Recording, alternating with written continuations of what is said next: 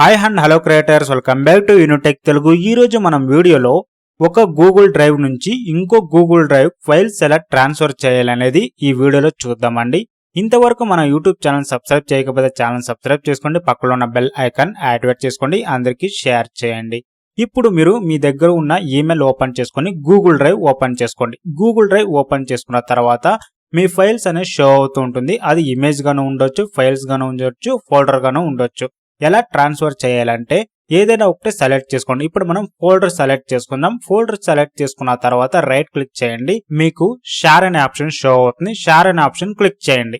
Share అనే option click చేశాక మీకు పాపప్ విండో ఓపెన్ అవుతుంది. Share with people and group అని షో అవుతుంది. యాడ్ పీపుల్ అండ్ గ్రూప్ దగ్గర ఏ ఈమెయిల్ అడ్రస్ మీరు సెండ్ చేయాలనుకుంటున్నారో ఆ ఈమెయిల్ అడ్రస్ మీరు ఎంటర్ చేయండి. ఎంటర్ చేశాక మీకు పక్కన ఎడిటర్ ఉంటుంది, క్లిక్ చేయండి. వీవర్ కమెంటర్ ఎడిటర్ ఆప్షన్ ఉంటుంది. ఎడిటర్ ఆప్షన్ చూస్ చేసుకోండి.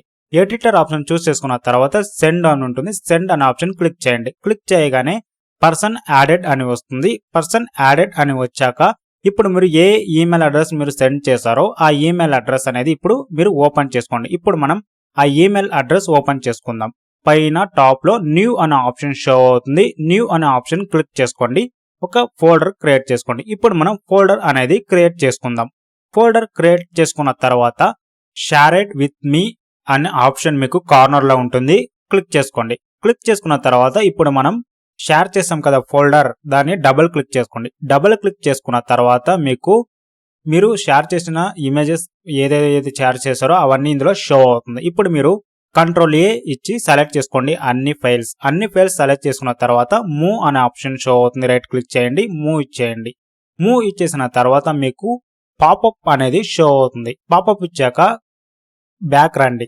బ్యాక్ వచ్చిన తర్వాత మై డ్రైవ్ ఆప్షన్ ఉంటుంది. అక్కడే మనం ఫోల్డర్ క్రియేట్ చేసాం కదా, సో ఇప్పుడు క్లిక్ చేసుకోండి.